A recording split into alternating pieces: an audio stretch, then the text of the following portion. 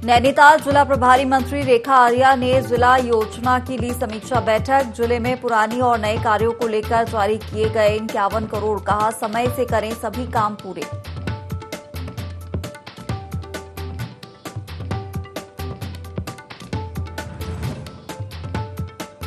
हल्द्वानी विधायक से लगाई पीसीएस अभ्यर्थियों ने गुहार, कहा राज्य लोक सेवा आयोग कर रहा छात्रों के भविष्य के साथ परीक्षा के नाम पर खिलवाड़।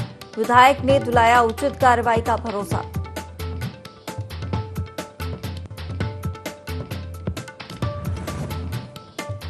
पांच अगस्त को महंगाई और बेरोजगारी के खिलाफ कांग्रेस करेगी राजभवन कूच। कांग्रेसी बोले पूरे देश में बेरोजगारी और महंगाई ने लोगों का किया जीना मुहाल।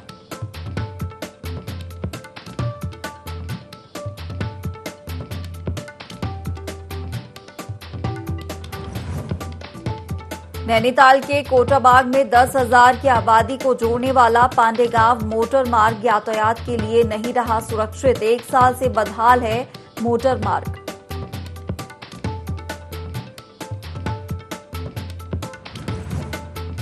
और चमोली जिले के बुंगा गांव के निचले हिस्से में लगातार हो रहा है भूस्खलन। ग्रामीणों ने लगाई क्षेत्रीय विधायक से गुहार। विधायक ने वैकल्पिक मार्ग बनाने का दिया ग्रामीणों को आश्वासन।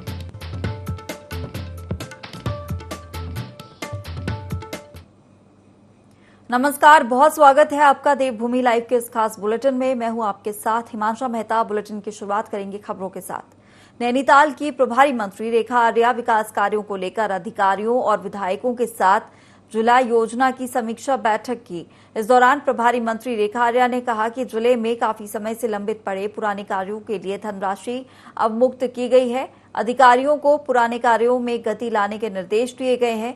रेखा आर्या का कहना है कि जिले के विकास कार्यों को लेकर राज्य सरकार प्रतिबद्ध है। वहीं कांग्रेस विधायक सुमित हृदयेश का कहना है कि जिला योजना बैठक में विकास कार्यों को लेकर प्रभारी मंत्री से समन्वय को लेकर विस्तृत चर्चा की गई।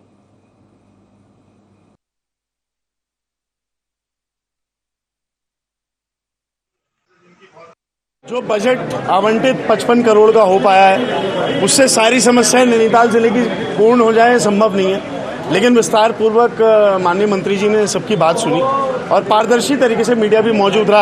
आप सबके सामने सारी गतिविधि हुई। थोड़ा जो डीपीसी के सदस्य हैं और अन्य जो सदस्यगण हैं उन्होंने अपनी नाराजगी जताई कि अधिकारीगण पहले कुछ जानकारी नहीं देते या किस प्रकार से प्रस्ताव पेश करने हैं, इस पर उनको जानकारी का अभाव है। तो इन सब चीज़ों में भी जनप्रतिनिधि जितने विधायकगण थे उन्होंने भी आवाज़ उनके साथ एक सम्मुख रखकर वहाँ पे रखी। माननीय मंत्री जी ने कुछ जो समस्याएं थी उनके निराकरण हेतु निर्देश शासनिक अधिकारी को दिए। हमारे कमिटेड एक्सपेंडिचर के साथ साथ में जो पुराने अवशेष कार्य थे उस मद में धनराशि अवमुक्त की गई। नवाचार में भी धनराशि अवमुक्त की गई है। सभी हमारे विधायकगण, सभी हमारे डीपीसी मेंबर आज इस बैठक में उपस्थित रहे और सर्वसम्मति के साथ में जनपद नैनीताल के विकास के लिए सबने अपनी सहमति प्रदान करी। जिलाधिकारी को यह निर्देश दिया गया है। पीसीएस परीक्षा की तैयारी कर रहे अभ्यर्थी ने राज्य लोक सेवा आयोग पर परीक्षा के नाम पर छात्रों के भविष्य के साथ खिलवाड़ करने का आरोप लगाया है। अपनी मांगों को लेकर विधायक सुमित हृदयेश से मिले। इस दौरान उन्होंने बताया कि राज्य लोक सेवा आयोग द्वारा आयोजित परीक्षाओं में अनियमितता बरती जा रही है। आगे अभ्यर्थियों ने बताया कि पीसीएस की प्रारंभिक परीक्षा में उत्तराखंड राज्य गठन वाले प्रश्न पर आयोग द्वारा उत्तर कुंजी पर गलत उत्तर को मान्यता देने से सैकड़ों अभ्यर्थी मुख्य परीक्षा में बैठने से वंचित हुए हैं। ऐसे में जिन्होंने हाईकोर्ट की शरण ली, जिसमें आयोग को अपना उत्तर सही करने का निर्देश उच्च न्यायालय ने दिया, मगर आयोग ने इस संदर्भ में 3 माह बीत जाने के बाद भी कोई निर्णय नहीं लिया है और ऐसे में अभ्यर्थियों के भविष्य पर गंभीर संकट खड़ा हो गया है। बहुत लेवल पे यहाँ पे खामियां हो रही हैं। कमीशन ने एग्जाम कराया 5 साल बाद, लोअर पीसीएस में 12 क्वेश्चंस गलत हैं, अपर में भी 6 क्वेश्चंस इन लोगों ने गलत करवाए। उसके बाद 2006 वाला एक क्वेश्चन है जिसमें Uttarakhand change of name act करके एक क्वेश्चन था, जिसको आयोग ने उसका आंसर गलत आंसर दिया है और उसके आधार पर बच्चे 300-400 बाहर थे। उन बच्चों ने हाई कोर्ट में ये पिटीशन फाइल करी और हाई कोर्ट ने ये क्लियरली बोला कि इसका answer the answer should be 2006। ठीक है, इसका डी आंसर नहीं होगा। और 14 दिन के अंदर आयोग को ये मौका दिया गया था कि आप इन बच्चों को अंदर लीजिए।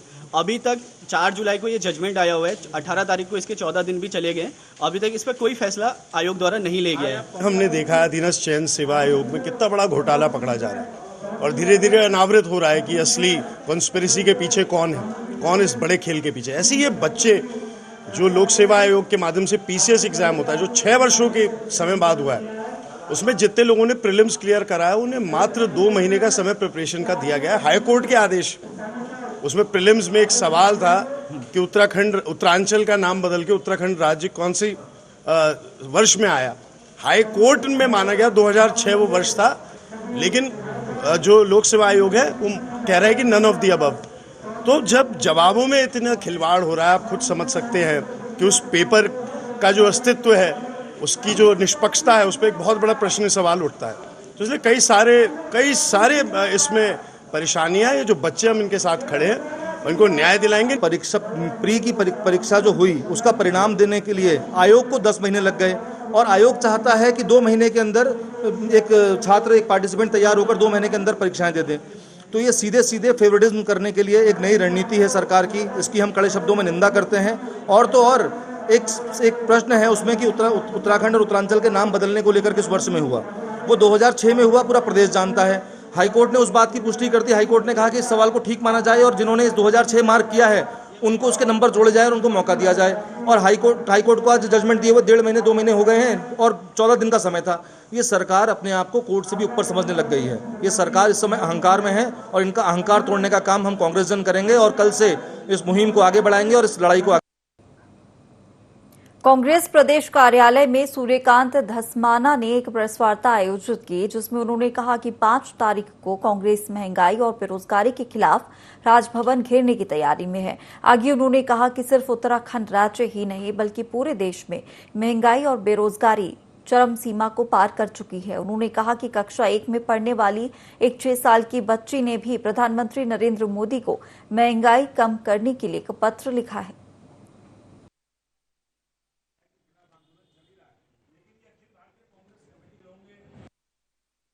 देखिए, महंगाई के खिलाफ राष्ट्रव्यापी आंदोलन अखिल भारतीय कांग्रेस कमेटी के आह्वान पर चल रहा है। 5 अगस्त को आगामी 5 अगस्त को उत्तराखंड प्रदेश कांग्रेस कमेटी के आह्वान पर राज्य के तमाम प्रमुख नेता हजारों कार्यकर्ताओं के साथ महंगाई के खिलाफ राजभवन कूच करेंगे, राजभवन घेराव करने का कार्यक्रम करेंगे। आज आम आदमी का जीना मुहाल हो गया है। 6 साल की बच्ची लिख रही है, उसकी कॉपी किताब और उसकी पेंसिल और रबड़ भी महंगा कर दिया। वो प्रधानमंत्री को चिट्ठी लिख रही है, लेकिन इस सरकार की नींद नहीं खुल रही है। नैनीताल के विकासखंड कोटाबाग में देवी पुरासौड मोटर मार्ग यातायात के लिए सुरक्षित नहीं है। ये मोटर मार्ग 10,000 की आबादी वाले 14 गांवों को जोड़ता है। इस दौरान स्थानीय लोगों ने बताया कि पिछले साल आपदा के बाद से ही लगातार ये मार्ग क्षतिग्रस्त चल रहा है।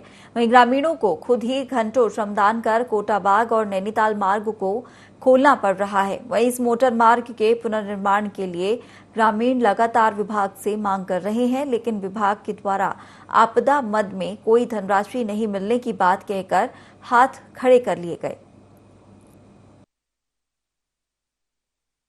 विधानसभा के कोटाबाग के पर्वतीय क्षेत्र पांडेगांव सौड़ देवीपुरा मोटर मार्ग की स्थिति आज बहुत दयनीय स्थिति है।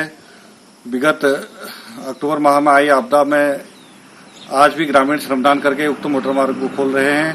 विभाग द्वारा पीएमजीएसवाई द्वारा जिलाधिकारी महोदय और शासन को अवगत कराया गया है कि उक्त मार्ग यातायात के लिए सुरक्षित नहीं है, लेकिन उसके बाद भी उक्त मोटर मार्ग पर आज दुर्घटना की स्थिति बनी हुई है। हम निवेदन करते हैं विभाग से एवं संबंधित जनप्रतिनिधि माननीय विधायक जी से कि उक्त मोटर मार्ग के निर्माण के लिए, पुनर्निर्माण के लिए अति आवश्यक कदम उठाएं। थराली विकासखंड के सोलघाटी में भूस्खलन स्थानीय लोगों के लिए खतरा बना हुआ है। डुंगरी रदगांव मोटर मार्ग पर बुंगा गांव के निचले हिस्से में लगातार भूस्खलन हो रहा है और आए दिन सड़क बंद हो जाती है और ऐसे में ग्रामीणों ने वैकल्पिक मार्ग और स्थायी समाधान की मांग की। थराली विधायक भूपाल राम टमटा भी भूस्खलन क्षेत्र का निरीक्षण कर चुके हैं और जल्द ही भूस्खलन जोन का स्थायी समाधान निकालने की बात कही है।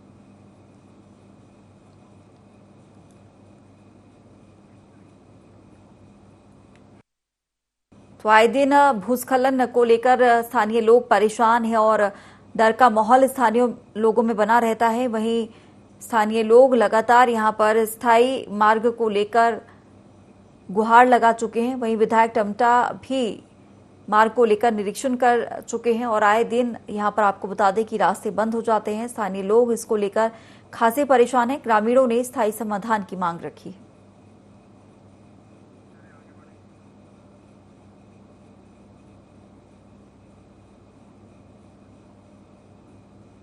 रुद्रपुर के सिडकुल स्थित अशोक लेलैंड कंपनी में विशालकाय अजगर के निकलने से हड़कंप मच गया। अजगर कंपनी परिसर में एक पेड़ पर चढ़ा हुआ था जिसकी लंबाई करीब 8 फुट बताई जा रही है। आनन फानन में वन विभाग को सूचित किया गया। मौके पर पहुंची वन विभाग की टीम ने कड़ी मशक्कत के बाद अजगर को पेड़ से उतारा और सुरक्षित जंगल में छोड़ दिया। ये बताया जा रहा है कि अजगर शिकार करने के लिए पेड़ पर चढ़ा था।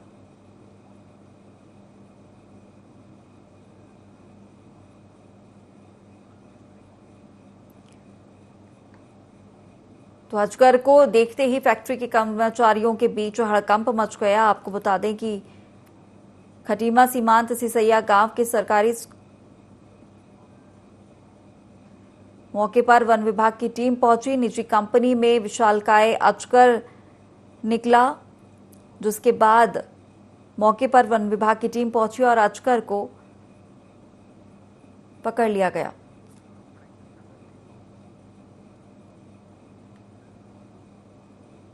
खटीमा के सीमांत गांव सिसैया में ग्रामीण लंबे समय से अपने हक की मांग कर रहे हैं। 1000 से ज्यादा एकड़ की जमीन का सीमांकन कराने की मांग कर रहे हैं, जिससे उन्हें मालिकाना हक मिल सके। सोमवार को सिंचाई, वन और राजस्व विभाग द्वारा संयुक्त सर्वे किया जाना था और इसके लिए संयुक्त बैठक भी होनी थी, लेकिन सिंचाई और वन विभाग से कोई अधिकारी नहीं पहुंचा। ग्रामीण इसे लेकर काफी नाराज हैं। अधिकारियों पर गुमराह करने के आरोप भी लगाए गए हैं। वहीं 2016 का ये मामला विभागों की लापरवाही से अधर में लटका हुआ है।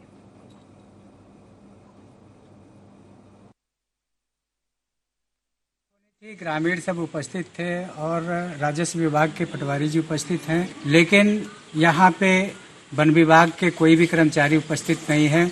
बार बार उनको सूचना दिया जाता है, मौके पे नहीं आते हैं। इससे पहले भी 2 बार बैठक हुई, नहीं आए। सिंचाई विभाग के भी कर्मचारी अधिकारी कोई नहीं आते हैं। तो हम लोगों का यहाँ पे ज़मीनों का निस्तारण किस तरह से होगा, कैसे होगा, हम लोग चाह रहे हैं कि जो भी हमारे गांव का बंदोबस्त हुआ है उस बंदोबस्त को जारी कर दिया जाए, विनियमितीकरण कर दिया जाए और सबको मालिकाना हक दे दिया जाए। संयुक्त सर्वे होने के लिए हम लोग सितंबर 2021 में कमिश्नर साहब से मिले नैनीताल जाके। उन्होंने एक आदेश जारी किया कि संयुक्त सर्वे होना चाहिए। डीएम साहब ने अक्टूबर में कमेटी बनाई 2021 में। 9 महीने से हमें गुमराह किया जा रहा है खटीमा प्रशासन द्वारा कि बैठकों का बैठक हमें लेटर जारी कर देते हैं, लेकिन कोई उपस्थित नहीं होता। पटवारी जी आ जाते हैं, बस खाना पूर्ति की जाती है और बस हमें गुमराह किया जा रहा है। पटवारी जी आ गए, न वहाँ सिदारगंज से नायब तहसीलदार जी आ गए, बाकी कोई सक्षम अधिकारी यहाँ उपस्थित नहीं हुआ। ना एसडीएम साहब आया, ना तहसीलदार साहब आए, ना वन विभाग के कोई कर्मचारी आया, सिंचाई विभाग के कोई कर्मचारी आए। राजस्व विभाग था, सिंचाई विभाग था और वन विभाग था। ये अपने सीमा निर्धारण के लिए कार्रवाई किया जाना था, इसके लिए चाहिए। तो अभी तक तो किसी राजस्व विभाग के अलावा और वन विभाग और सिंचाई विभाग उपस्थित हुआ नहीं। खटीमा सीमांत सिसैया गांव के सरकारी स्कूल में स्टाफ और बच्चों को पानी तक नसीब नहीं हो रहा है। बच्चे घर से पानी लाते हैं, ना कोई नल है और ना ही कोई वाटर कैन।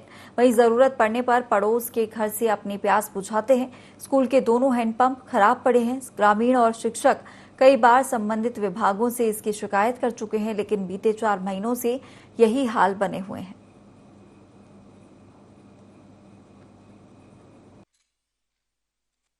महीने से हमारे विद्यालय में पानी नहीं है। वो सरकारी लाइन बिछ रही थी, तो उन्होंने कहा कि वो हटा दी वहाँ से। हमने उनसे संपर्क किया तो बोले कि लाइन जब लगेगी तो हम आपका जोड़ देंगे। और हैंडपंप खराब हो गया है, क्योंकि सारे गांव वाले विद्यालय की छुट्टी होने के बाद इसी नल से सब कुछ करते हैं, खुद के चले आते हैं। और हमने स्कूल के लिए जो है अपना पर्सनल यहाँ पर नल लगा रखा है और छुट्टी के समय हम हैंडपंप के जो हैंडल है वो निकाल के अंदर रख देते हैं। सरकार की जल जीवन नीति जो भी है बिल्कुल फेल नज़र आ रही है। यहाँ के जो जिम्मेदार कर्मचारी लोग हैं, उन लोगों से बार बार शिकायत करने के बाद भी यहाँ हम खड़े हैं, ये प्राइमरी स्कूल सिसैया है। यहाँ स्वच्छ और साफ पानी पीने के लिए बच्चे सारे तरस रहे हैं। यहाँ के जो विद्यालय के प्रिंसिपल महोदया हैं, उन्होंने भी इस बात को लेकर के प्रशासनिक अधिकारियों को अवगत कराया, लेकिन अभी तक जो है यहाँ पाइपलाइन चालू नहीं हुई है। हरिद्वार से ऋषिकेश आ रही कार अचानक नदी में जा गिरी, जिसमें 3 युवक सवार थे। खबर मिलते ही मौके पर तत्काल ढालवाला की एसडीआरएफ टीम पहुंची और समय रहते नदी में फंसी कार को बाहर निकाला गया। तीनों कार सवार युवक सुरक्षित हैं। बड़ा हादसा होने से टल गया।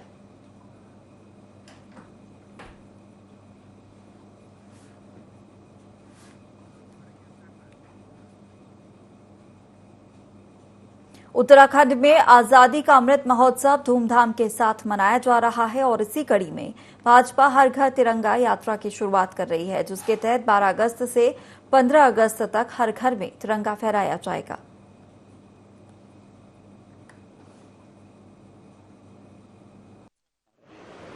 और तिरंगा हमारा राष्ट्रीय ध्वज है।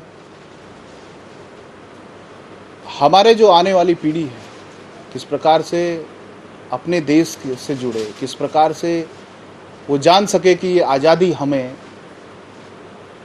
किन परिस्थितियों में मिली है, इसको लेकर के भारतीय जनता पार्टी ने हर घर तिरंगा यात्रा जो है वो प्रारंभ की है, जिसका कि 12, 13, 14 तारीख को उत्तराखंड के अंदर भारतीय जनता पार्टी ने इसको मिशन में लिया है कि हर घर में तिरंगा फहराया जाए, हर घर तिरंगा युक्त हो। पंचम वाहिनी एसएसबी के अधिकारियों और जवानों ने हर घर तिरंगा अभियान के तहत जागरूकता रैली निकाली।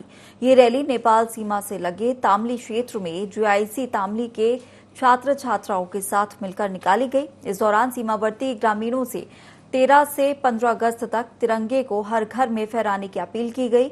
एसएसबी के कमांडेंट देवरानी ने कहा कि एसएसबी हर घर तिरंगा अभियान को सफल बनाने के लिए मुख्यालय सहित 18 सीमावर्ती चौकियों में जागरूकता अभियान चला रही है।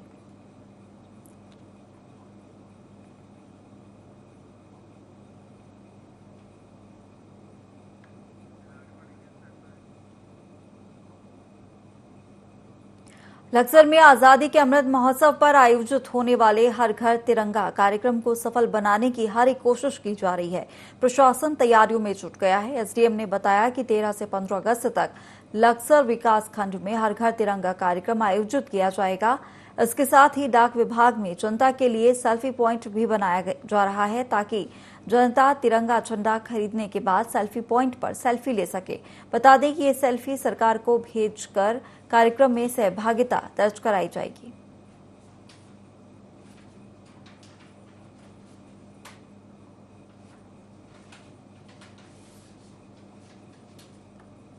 क्षेत्र में व्यापक प्रचार प्रसार की कार्रवाई की जा रही है। ऊपर से डायरेक्शन है कि इस पूरे क्षेत्र में व्यापक प्रचार प्रसार हो। इसमें खंड विकास अधिकारी के स्तर से भी कार्रवाई की जा रही है।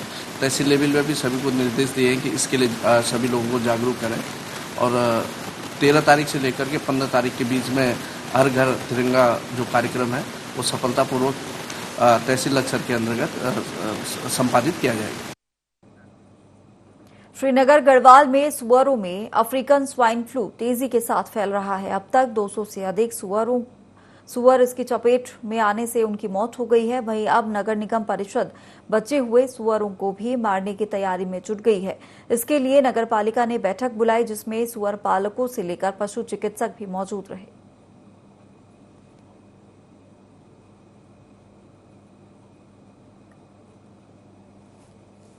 बाईस तारीख को उसकी रिपोर्ट आई, 23-24 तारीख को, तो वो सैंपल पॉजिटिव निकला, उसमें अफ्रीकन स्वाइन फ्लू पाया गया।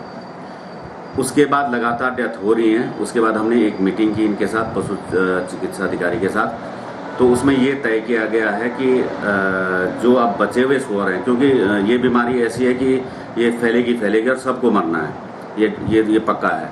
तो इसलिए हम क्या कर रहे हैं, हमारी एक टीम बनी हुई है उनके साथ, पशु चिकित्सा अधिकारी के साथ, और आज से हम उनको जो जिंदे हैं सुअर जो अभी जीवित हैं उनको मारने के लिए लगभग 350 सुअर अभी हैं जीवित और 300 के करीब मर चुके। हरिद्वार में कोरोना संक्रमण से बचाव के लिए लगातार वैक्सीनेशन अभियान जारी है और इसी कड़ी में प्रेमनगर आश्रम में वैक्सीनेशन कैंप के जरिए 212 लोगों को बूस्टर डोज लगाई गई। रेड क्रॉस के सचिव डॉक्टर नरेश चौधरी ने बताया कि Rishikul jumbo site vaccination centre पर वैक्सीन लगाने का अभियान लगातार जारी है। इसके अतिरिक्त आश्रम, धर्मशाला, स्कूल, कॉलेज में यदि ज्यादा लाभार्थी हैं तो आवश्यकता अनुसार वहीं पर वैक्सीनेशन कैंप लगाकर डोज लगाई जाती है।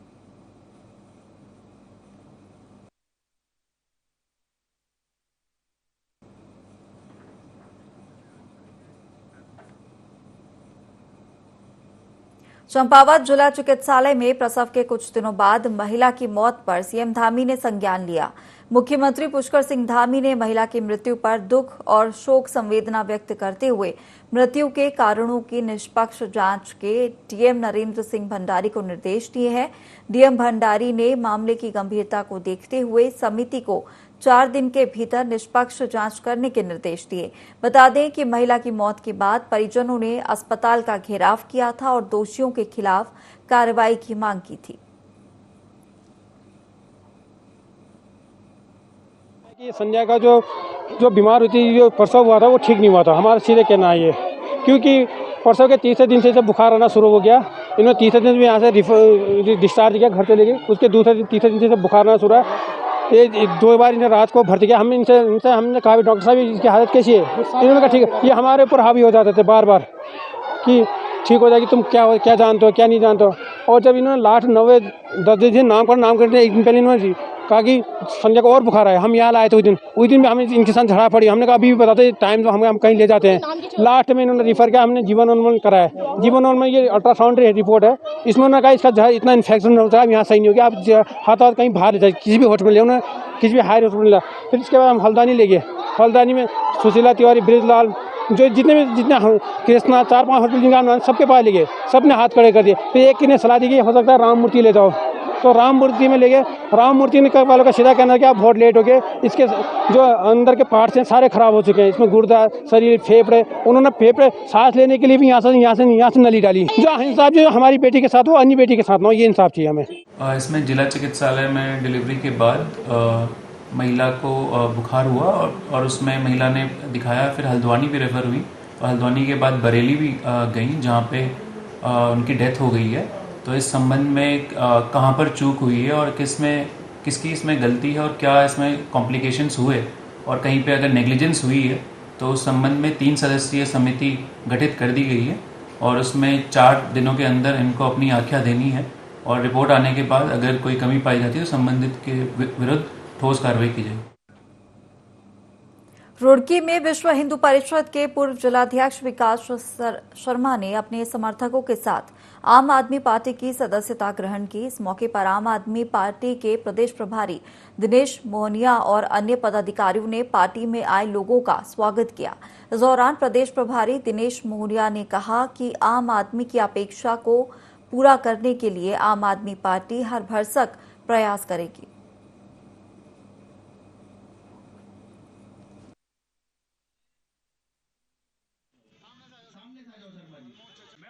केजरीवाल जी के विकास कार्यों को देखते हुए सबको साथ लेकर चलने वाले और दिल्ली का जो मॉडल और जो चिकित्सा, शिक्षा जो उनके द्वारा एक मॉडल के रूप में करी गई और जो विकास का कार्य कराया गया, तो उससे प्रेरित होकर मैंने आम आदमी पार्टी ज्वाइन करी। 2022 के विधानसभा चुनाव के बाद जो चुनाव परिणाम आए वो आशा के अनुकूल नहीं थे, लेकिन उसके बाद भी जो अरविंद केजरीवाल जी का दिल्ली मॉडल है, शिक्षा को लेकर, स्वास्थ्य को लेकर, लोगों की सुविधाएं देने को लेकर के, तो उस पर विश्वास करके और ईमानदारी का जो उदाहरण पेश किया दिल्ली सरकार ने, उस मॉडल पर लोगों का विश्वास हो रहा है। लोग चाहते हैं कि देवभूमि उत्तराखंड से इसकी शुरुआत हो।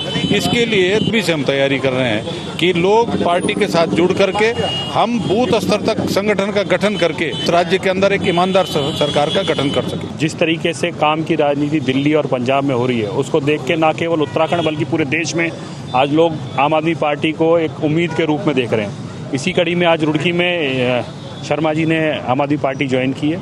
उनके साथ सैकड़ों समर्थकों ने भी आम आदमी पार्टी ज्वाइन की है। आम आदमी पार्टी का परिवार, उसका कारवां लगातार आगे बढ़ रहा है। और फिलहाल इस बुलेटिन में इतना ही। आप बने रहिए IND 24 के साथ।